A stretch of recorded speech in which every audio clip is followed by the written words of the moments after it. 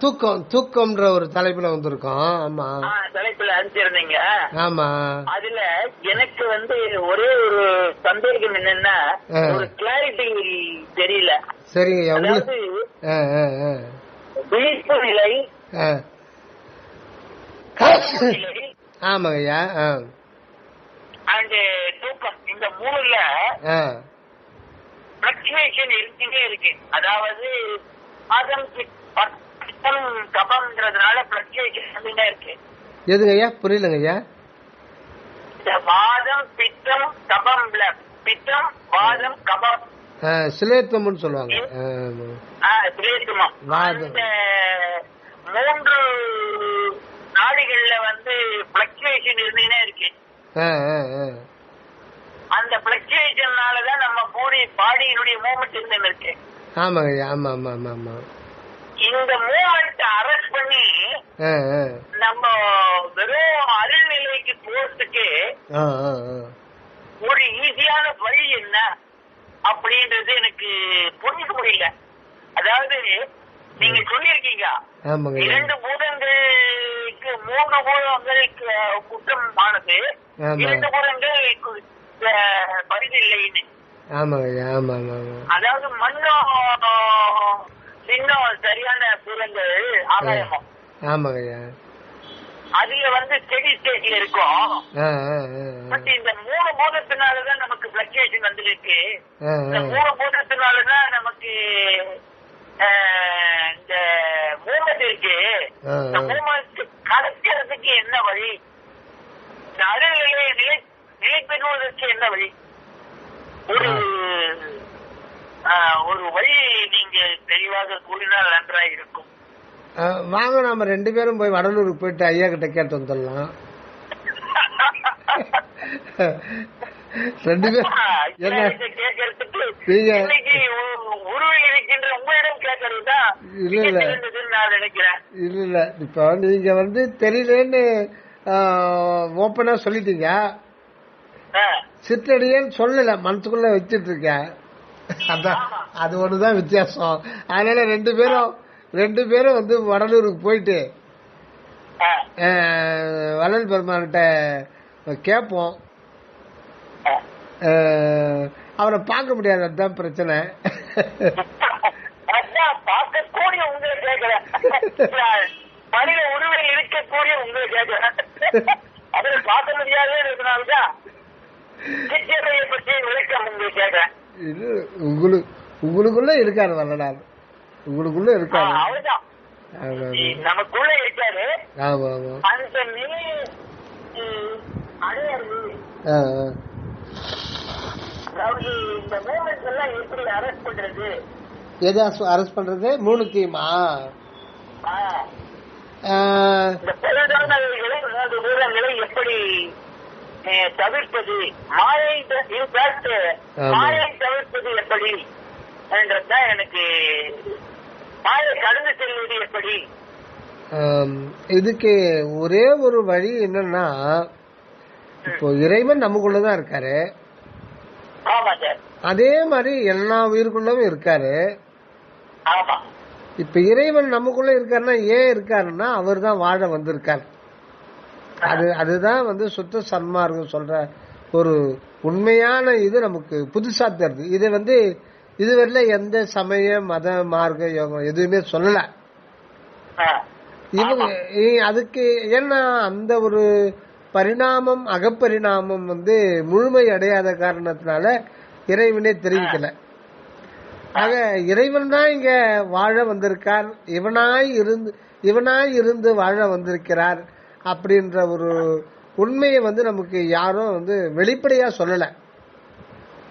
சொல்லி இருக்கலாம், நம்ம தமிழகத்து ஞானிகள் சொல்லி இருக்கலாம். ஆனா அவர்தான் இவனாய் இருந்து வாழ வந்திருக்காரு ஒழிய இவன் என்று ஒரு தனி இல்லை, இவன் என்று வேறு ஒன்று தனி இல்லை, தனிநபர் இல்லை. அப்படி இருக்கும்போது அவர் தான் இங்க வாழ வந்திருக்காரு. எப்படி வந்திருக்கிறாருன்னா அதுதான் இயல்பு. உருவம், அருவுருவம், உருவம், இந்த 3 நிலையோடு தான் வாழ முடியும். ஏன்னா அருவ நிலையில தான் நம்முடைய மூலம், அந்த கருவறை மூலஸ்தானம் சொல்றீங்களா, கோயிலுக்கு போனா மூலஸ்தானம், மூலவர், கருவறை அப்படிலாம் சொல்றோம் இல்லைங்களா, அந்த இடம் வந்துதான் நமக்கு காரண சரீரமா இருக்கு. நம்ம காரண சரீரம் தான் இறைவனுக்கு ஞான தேகமா இருக்கு. நம்முடைய காரண சரீரம் தான் இறைவன் வசத்துல அவருக்கு ஞான தேகம் இருக்கு.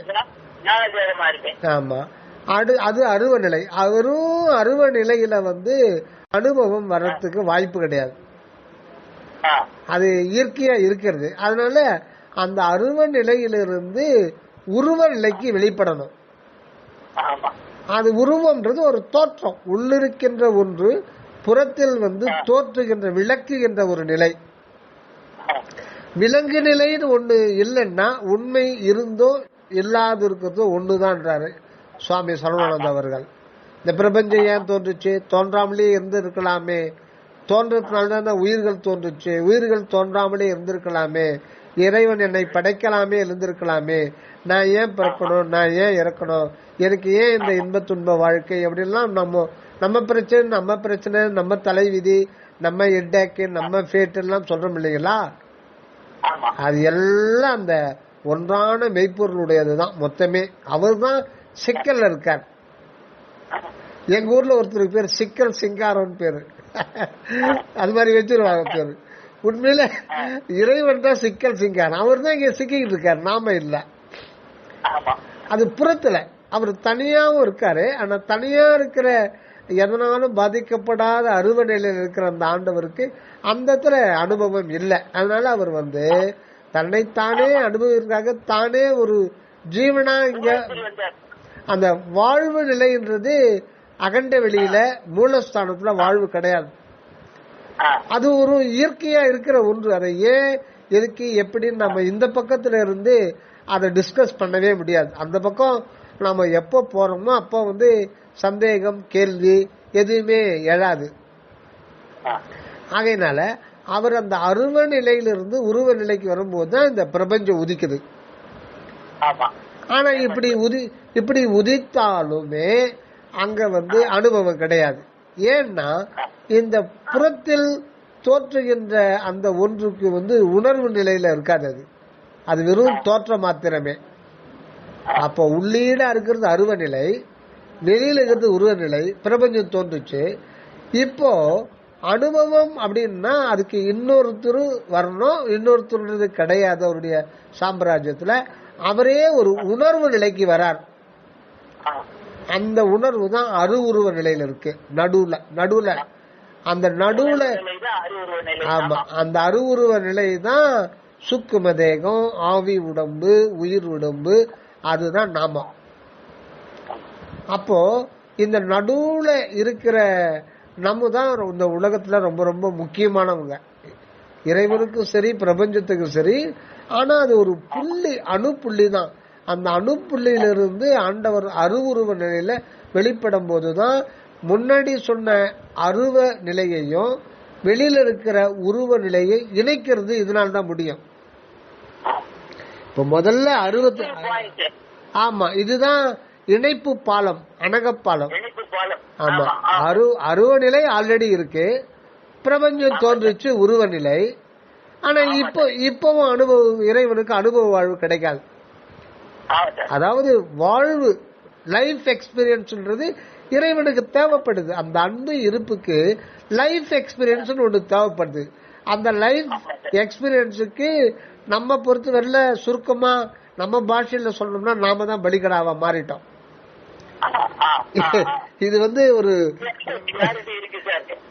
சொல்றாங்கல்ல, அவன் இதுக்கு நீவன் பலிகடாவா மாறிட்டோம் சொல்றோம் இல்லைங்களா. அது ஒரு நாம சகஜமா சொல்றோம் இல்லைங்களா.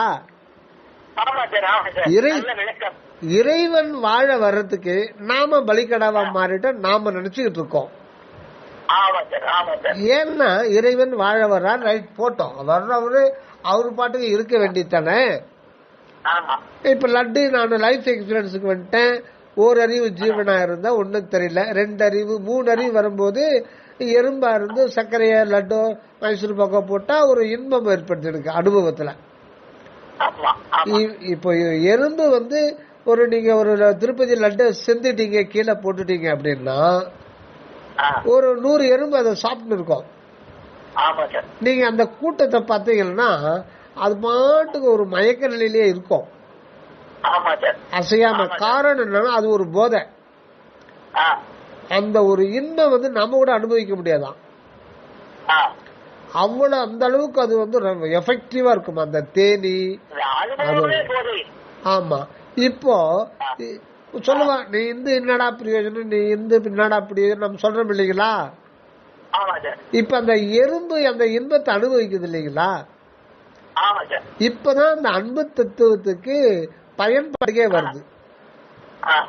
அந்த அந்த அந்த இருப்பு, கடவுள் இருப்பு எங்க பயன்பாட்டுக்கு வருதுன்னா அந்த எறும்பின் நாக்கில தான் பயன்பாட்டுக்கு வர்றாரு. அப்பதான் ஒரு பிறவியா அப்படியே டெவலப் ஆயிட்டு இன்னைக்கு நாம அந்த அன்னைக்கு எறும்பா இருந்தோம், இன்னைக்கு என்ன பண்றோம், ஆனா விஜயகாந்த் படம் சூப்பரா இருக்கு, ரொம்ப அருமையா இருக்காம்பா, போய் பாக்கலாம்பா, எப்ப டிக்கெட் புக் பண்ணுவா, 200 ரூபாய்ப்பா டிக்கெட், பரவாயில்லப்பா 300 ரூபாய் பிளாக்ல வாங்கிக்கலாம், பிரச்சனை இல்ல. 2.5 மணி நேரம் ஒண்ணு இல்ல, லட்டு சாப்பிடல, இசை எதுவும் கேட்கல, ஆனா அங்க ஆனந்தமா இருக்கு. 2.5 மணி நேரம் எல்லாத்தையும் மறந்துட்டு ஒரு சுகம் இருக்கு. எப்படி? அதுதான் கரண சுகம், மனம். அந்த மனதனால் இது வந்து நாக்கு இன்பம் ஸ்பரிச இன்பத்தை விட ரொம்ப மேன்மையானது இந்த கரண சுகம், உயர்ந்தது. இந்த நிலைக்கு மனித பிறவியில தான் நமக்கு அது இது ஆகுது. இப்போ இதுல வர்ற சுகத்தை அனுபவிக்கிறது. நம்ம விஜயகாந்த் படம் பாக்கிறோம், இல்ல விஜய் படம் பாக்கிறோம், இல்ல விக்ரம் படம் பாக்கிறோம், அருமையா 2.5 மணி நேரம் சுகமா இருந்ததுன்னா அந்த சுகத்தை அனுபவிக்கும் பொழுதுதான் இறைவனுக்கு வாழ்வில இறைவன் இருப்புக்கு இப்பதான் பிரயோஜனம் வருது. அப்ப ஆனா அந்த பிரயோஜனத்தை வந்து அந்த ஜீவனா இருக்கிறார் இல்லைங்களா, அந்த நிலையில தன்னை தானே மறைச்சுக்கிறார். எப்பன்னா கடைசி தருண வரையில அதை மறைச்சுதான் இருக்கிறார். அப்ப அதுக்கு ஒரு காரணம் இருக்கு, அது இன்னொரு நாளைக்கு பார்ப்போங்க. இப்போ ரைட்டு, எல்லாம் ரைட்டு. அப்போ நம்ம வந்து விஜயகாந்த் படம் பார்த்துட்டோம், 2.5 மணி நேரம் ஆனந்தமா இருக்கு, பைக்ல வந்துட்டே இருக்கோம், எதிர ஒரு கார்ல வந்து மோதிச்சு, ஆக்சிடென்ட் ஆயிடுச்சு, கால்ல பயங்கர அடி நசுங்கி போச்சு. இப்போ துடிக்கிறேன்னு இன்பமா இருக்கும்போது நம்ம கேட்கல, ஏன் எதுக்கு எப்படி. இப்ப வலி தாங்க முடியலையே, இறைவன் வாழ வந்துட்டாரு, ரைட்டு, அது வாழ இல்லை. இப்ப நான் துடிக்கிறேன், இப்பதான் எனக்கு நான் யோசனை பண்றேன், ஏன் துன்பப்படுத்துறேன்ட்டு. ஒருத்த அடிச்சம் பலான்னு அடிச்சா எனக்கு ஏன் வலிக்குது சொல்லுங்க. அந்த பெயின் வந்து பாடி பெயின் அதே இல்ல, அது உடம்பு. இப்ப உடம்புன்றது ஒரு ஜடப்பொருள். அதுல வந்து ஒருத்த வந்து பெரிய ஈட்டில வச்சு குத்துறான், அது மண்கூறு பஞ்சபூதத்தால் ஆனது. உங்க இதுல அதுக்கு எதுக்கான உணர்வு இருக்கா? இப்ப இதயத்துக்கு உணர்வு இருக்கா? எலும்புக்கு உணர்வு இருக்கா? சதைக்கு உணர்வு இருக்கா? எதுக்குமே உணர்வு கிடையாது. ஆனா எனக்கு வலிக்குது, ஏன் வலிக்குது? என்னுடைய உணர்வுல அது ஒரு சூழ்நிலை, உடம்புன்றதே ஒரு சூழ்நிலை, ஏன் எனக்கு வலிக்குது? வலிக்கிறதுக்கு காரணம் தெரியல. இப்ப நீங்க உங்க கையில இப்ப வந்து இது அடையாறு ஸ்வீட் கிட்ட கொடுக்குற, ரொம்ப அற்புதம், நெய்யிலேயே சுட்ட ஸ்வீட்டு, நாக்கில வச்சா என்ன ஆகுது? இல்ல, நாக்கில வச்சா உங்களுக்கு என்ன வருது? சாப்பிட்டு அது கரைஞ்சு போகுது, அது கரைஞ்சு போது விடுங்க, அது கரைஞ்சுதான் போகும். அது ஸ்வீட்டை ஃபீல் பண்றீங்க, காரமா ஃபீல் பண்றீங்க, புளி, உங்களுக்கு என்ன ஆகுது? அது என்ன ஒரு ரியாக்ஷன் ஆகுது? ஒரு ஆனந்தம். அந்த ஆனந்தம் நீங்க வந்து ஒரு லட்டு சாப்பிடுறீங்க, அது அதனுடைய தன்மை இனிப்பு, அது நீங்க அறிய வேண்டித்தன, அறிந்த அளவே நின்ற வேண்டித்தன. அது ஏன் உங்களுக்கு ஒரு ஆனந்தத்தை ஏற்படுத்துது? அந்த உணர்வே ஒரு ஆனந்தம். இப்ப A square plus B square equal to என்னன்னா மேத்ஸ் மாஸ்டர் அது ஈக்குவேஷன் சொல்றாரு, நீங்க அறியறீங்க. அதே மாதிரி அந்த ஸ்வீட் சாப்பிடுறீங்க, அது அந்த இந்த தன்மையில இருக்குன்னு அறிஞ்சுக்கிறீங்க. ஆனா உங்களுக்கு ஒரு சுகம் ஏன் ஏற்படுதுன்னு கேக்குறேன்.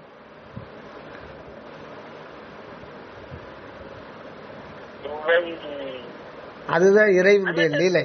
அதுதான் இறைவனுடைய லீலை. லீலைன்னா திரு நடனத்தினாலே அது விளைவது. அது பெரிய ப்ராசஸ் பண்ணிட்டு தான் நமக்கு அந்த மாதிரி சுகத்தை விளைவிக்கிறார். ஏன்னா லட்டுக்கு அறிவு இருக்குங்களா? அப்ப லட்டுக்கு அறிவு இல்லாத போது அதனுடைய தன்மைக்கு அந்த அறிவு கிடையாது. அறிவற்ற ஒரு பொருள் அறிவே வடிவான அந்த சித்து என்கின்ற உயிருக்கு உணர்வுக்கு எப்படி ஆனந்தத்தை கொடுக்க முடியும்? அதான் இறைவனுடைய திருநடனம்ன்றது. ஒண்ணுமில்லாத ஒன்ன நமக்கு இன்பமா அனுபவப்படுத்துறார். அவர் அனுபவப்படுத்தலன்னா அது அனுபவமாகாது. சரி, அது வேற விடுங்க, அது ஒரு பக்கம் இருக்கட்டும். இன்னொன்னு, அதை வச்சா எனக்கு ஏன் சுகமா இருக்குது? ஒருத்தன் பலார்னு கண்ணத்துல அரைஞ்சாலும் முதுகுல கத்தில குத்தாலும் எனக்கு ஏன் வலிக்குது? ஏன் வலிக்குது? ஒரே ஒரு காரணம் தான்.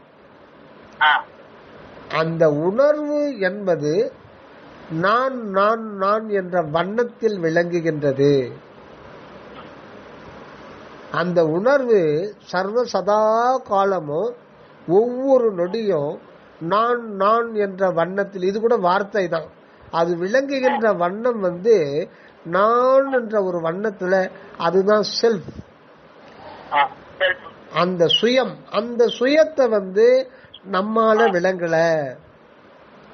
அது ஒவ்வொரு வினாடி அது விளங்குவதற்கு அந்த சத்து பொருள் தான் அந்த சித்தாகி ஒவ்வொரு சுடராகி அது வான் சுடர் அருட்சுடராகி ஒவ்வொரு வினாடியும் அதுக்கான ஒரு சுடர் அது பரப்பிக்கிட்டு இருக்கு உள்ளுக்குள்ள இருந்தே. நான் நான் நான் அது ஒரு உணர்வு சுடர். அது தொடர் நிகழ்ச்சி. இப்போ ஒரு வினாடிய மைக்ரோ செகண்ட்ன்றாங்க விஞ்ஞானத்துல, 10 லட்சமா பிரிக்கிறாங்க. அந்த மைன்யூட் பீரியட்ல கூட அது அந்த உணர்வு சுடரானது தான் தான் தான் என்ற ஒரு நிலையிலிருந்து வெளிப்பட்டு வெளியில வரும்போது, நம்ம உணர்வுக்கு வரும்போது அதுவே நான் நான் என்ற வண்ணத்தில் விளங்குகிறது. அதனால் அடிச்சா நமக்கு வலிக்குது. ஆனா உண்மையில அந்த வலியை ஏற்றுக்கொள்வது அந்த நான் என்ற வண்ணமுடைய அந்த ஜீவன் இறைவனே. அந்த ஜீவன் தான் இறைவன். அது அப்போ எனக்கு வலிக்குதுன்னா அந்த எனக்கு வலிக்குன்னு சொல்றதே அந்த மெய்ப்பொருள் தான், வேற ஒண்ணும் கிடையாது. ஆமா ஆமா. ஆக இந்த ஒரு அவுட்டர் எக்ஸ்பீரியன்ஸ் எல்லாம் முடிச்ச பிறகுதான் அது மேல்நிலை கொண்டு போய் எத்தனை கோடி கோடி கோடி கோடி யுகம் யுகம் யுகம் ஆனாலும் அழியாத இயற்கை இன்பம் என்கின்ற ஆனந்தத்தை அது தந்து விடுகிறது. அந்த ஆனந்தம் வினாடிக்கு வினாடி புத்தம் புதியதாகவே விளங்கும். அது எக்காலத்துக்கும் அது ஸ்டாப் ஆகாது. இந்த ஒரு இதுதான் அருவுருவ நிலையில அது வெளிப்படுது. இந்த ஒரு அனுபவங்கள்லாம் வெளிப்படுறதுக்கு இதுக்கு நம்ம வேர்ல்ட்லி எக்ஸ்பீரியன்ஸ் நமக்கு தேவைப்படுது. இது மூலமா தான் அதை உள்ள இருக்கிறத நம்முடைய அக மெய்ப்பொருளை நாம உணர முடியறதுக்காகத்தான் இந்த பிசிக்கல் பாடியில வர வச்சு நமக்கு 3 மாயா நிலைகளை கொடுக்கிறார். அதுதான் விழிப்பு, கனவு, உறக்கம். இந்த 3 நிலைகளையும் நம்ம கடக்கணும்னா அதுக்கு முதல்ல தயவுப்படை எல்லா உயிருக்குள்ளவும் அந்த இறைவன் இருக்கிறார் உணர்ந்தோம்னா அதை எல்லா உயிருக்கும் ஏதான ஒரு வகையில அன்றாட ஏதாவது ஒரு வகையில நம்ம அறிவிலக்க பண்ணி உயிர் விளக்கு பண்ணி செய்தால் ஒழிய நாம அந்த அன்பு தத்துவத்தை உணர முடியாது. ஏன்னா அனைத்தும் சேர்ந்து ஒன்றுதான். இந்த பிரபஞ்ச முழுத்துல எல்லாருமே சேர்ந்து ஒரே குடும்பம். ஏகன் அநேகன் இறைவனடி வாழ்க. ஆக ஒரே குடும்பம் சொல்றது கூட அது ஒரு அவ்வளவு சரியானது இல்ல. ஒருத்தர் தான், ஒரே ஆமா ஒன்னஸ். அதாவது அந்த ஒன்னஸ் தான் புறநிலையில வரும்போது அநேகமாக இருக்குது. அதனால்தான் ஏகன் அநேகன் இறைவன் அடி வாழ்க. அநேகன் வரும்போது ஆடே வாழ்க, மாடே வாழ்க, கோழியே வாழ்க. அதனால்தான் எல்லா உயிர்களும் இன்புற்று வாழ்கின்றார். ஏகன் அநேகன் இறைவனடி வாழ்க. ஏகன் வாழ்க, அநேகன் போது ஆடு வாழ்க, மாடு வாழ்க, எல்லோரும் வாழ்க வாழ்க வாழ்க, எல்லா உயிரும் இன்புற்று வாழ்க. ஏன்னா எல்லா உயிர்களாகவும் இருப்பது அந்த இறைவன் தான். ஆக இந்த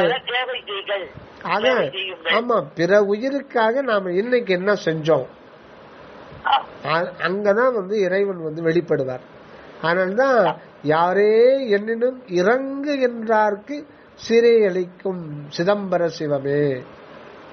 அந்த ஒரு நிலை வரலாறு மூலம்தான் ஆண்டவர் வெளிப்படுத்துறார். இரக்கம் இரக்கம் இரக்கமும் இரக்கம் தன்னையும் என்னையும் இரக்கம் தன்னையும் ஒன்றாக வருவித்த இறைவா. இரக்கம் வேறு அல்ல. இந்த பிள்ளை பெரு விண்ணப்பத்துல, பிள்ளை சிறு விண்ணப்பத்துல அந்த நிறைய பெரிய பாடல் அதுல பாடுவார். இந்த இரக்கத்தை பத்தி சொல்றார்.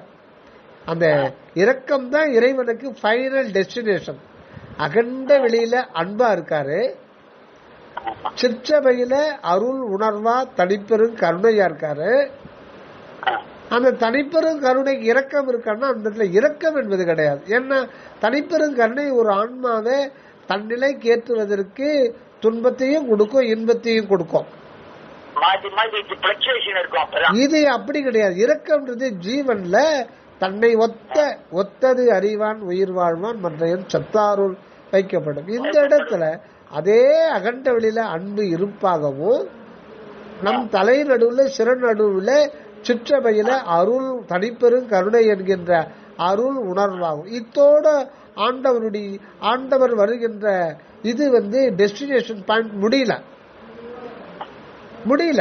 அவர் மேலும் தானே ஜீவனா இருக்கும் போது அந்த அன்பு தத்துவத்தை எப்படி சிற்றபையில அருள் உணர்வாக்கி விளங்குகின்ற செய்கின்றாரோ அதே போல இந்த பௌதிக உடல் இருக்கிற மனதில இரக்கமாக அவர் வருகிறார், தன்னை இரக்கமாக்கி இருக்கிறார். அதனால்தான் என்னையும் இரக்கம் தன்னையும் ஒன்றாக வருவித்த இறைவா. இரக்கம் நீங்கள் என் உயிர் நீங்கும், இரக்கம் உருவில் என் உயிர் உருவும், இரக்கம் வேறு என் உயிர் வேறு அன்ன வேறு இல்லையே. இப்படி இந்த இரக்கத்தை பத்தி வள்ளல் பெருமான் சொன்னது மாதிரி யாருமே சொல்லலையே. சொல்லாததுக்கு காரணம் அவங்க யாரும் இந்த உலகத்துல வாழ விரும்பல, உள்ள போய் ஒடுங்கதான் விரும்பினாங்க. தன்னுடைய பிறப்பு தன்னுடைய பிறப்பிறப்பு துன்பத்தை முடித்துக் கொள்ள வேண்டும், முக்தி அடைந்துவிட வேண்டும். அதுதான் எல்லோருடைய ஆர்வம். அதை அதுக்கான வழி எல்லோருக்கும் சொன்னாங்க. எல்லோரும் வாங்க உள்ள ஒடுங்கிடுங்க, இந்த பிறப்பிறப்பு எல்லாம் வேண்டாம். ஆனா இறைவன் உருவநிலை வேண்டும், உருவத்தில் வெளிப்பட வேண்டும் தானே உள்ளிருந்து உடலும் உயிரும் தாங்கி இத்தனை பிறப்பு எடுத்திருக்காரு. அனுபவத்தை கொடுப்பதற்காக வந்துள்ளார். வாழ வந்திருக்கா உயிர் உடல் உள்ளுன்னு முத்தோற்றத்தோடு விளங்குகிறார். நாம எல்லாத்தையும் கொண்டு போய் பழைய நிலையிலே ஒடுக்கிட்டுறோமே. அதனால்தான் எல்லா மார்க்கத்தையும் மறுத்து எழுந்தது சுத்த சன்மார்க்கம். இது உள்ளிருந்து விரிவது அகப்புறம் புறப்புறம் விரிவது. மற்ற மார்க்கம் விரிந்த நிலையிலிருந்து ஒடுக்கி அனைத்தை ஒடுக்கி கொண்டு போய் உள்ள அடைக்கிறது. அதனால இது இறைவனுடைய லட்சியத்துக்கு மாறுபட்டதாக இருந்தது. அதுவும் இறைவன் சம்மதத்தினால்தான் இவ்வளவு காலம் விளங்கிக்கிட்டு இருந்தது. அந்த ஒரு ஆன்மீக பரிணாமம் தேவைப்படுது. ஆக ஆன்ம உலகத்துல எதுவுமே தவறு அப்படின்னு சொல்றதுக்கு எதுவுமே இல்லை. அது வேண்டி இருந்தது, இது இருந்தது. அதுக்கப்புறம் தான் இது வந்த பிறகுதான் இதனுடைய பெருமை விளங்கும். அதனாலதான் பெருமையில் பெருமையும் பெருமையில் சிறுமையும் அப்படின்றார் வள்ளல் பெருமான். அதனால எதுவுமே இறைவனுடைய திருவுள்ளத்துக்கு மாறுபாடாக நடக்கின்றதும் இல்லை, நடக்க போவதும் இல்லை. எல்லாம் ஒரு ஒரு மெத்தட், அந்த மெத்தட்ல தான் வந்து ப்ராசஸ் ஆக்கி இந்த ஆன்மாக்களை பக்குவப்படுத்தி கொண்டே இருக்கிறார். ஆக நம்ம உயிர்குலத்துக்கு தொண்டு செய்ய செய்ய செய்யதான் இந்த ஜீவ சாக்கிராதி அந்த சாக்கிரம் சப்படும் சுழித்து நிலைகளிலிருந்து திருவருள் தான் நம்மளை விடுவிக்குமே ஒழிய நம்ம சுதந்திரத்தினால எதுவுமே செய்ய முடியாது. ஏன்னா ஆமா, நம்ம நினைத்த பிறவியை நாம எடுக்க முடியுமா? எடுக்க முடியாது. இல்ல நாம் நினைத்து, இல்ல நாம் திட்டம் போட்டு இங்க வாழ வந்திருக்கோமா? தெரியாது. ஆமா, நம்ம இங்க வாழ வரப்போறோம்னு கூட நமக்கு தெரியாது. தாயினுடைய அந்த யோனில வந்து வெளியில விழுந்த பிறகுதான் அந்த ஜனன வேதனையை கூட நம்ம அனுபவிக்கிறோம். அதுக்கு முன்னு செகண்ட் வரையில நமக்கு எதுவும் தெரியாது. ஆமா ஆமா ஆமா ஆமா, அதேதான் வாழ வந்திருக்கிறது. இந்த வாழ்வு பெருமானுடைய ரொம்ப அருமையா இருக்கு. அதாவது நாம் செய்வதற்கு எதுவும் இல்லை, எல்லாம் இறைவன் செயல். மிக சிறப்பாக உணர்த்தினீர்கள். அனுபவத்தை பெறுவதற்காக அவரே வந்திருக்கிறார். எல்லாம் அவருடைய செயல், அவருடைய தோற்றம், அவரே நமக்கு முடிவும் செய்வார். கண்டிப்பா கண்டிப்பா. செயலனைத்தும் அருள் ஒளியால் காண்க. இதுதான் எக்ஸ்பீரியன்ஸ், அதாவது விளக்கம். அருமை, அருமையான விளக்கம் சார். தெளிவான விளக்கம். சரி சரி, நன்றி நன்றி நன்றி. தயவு.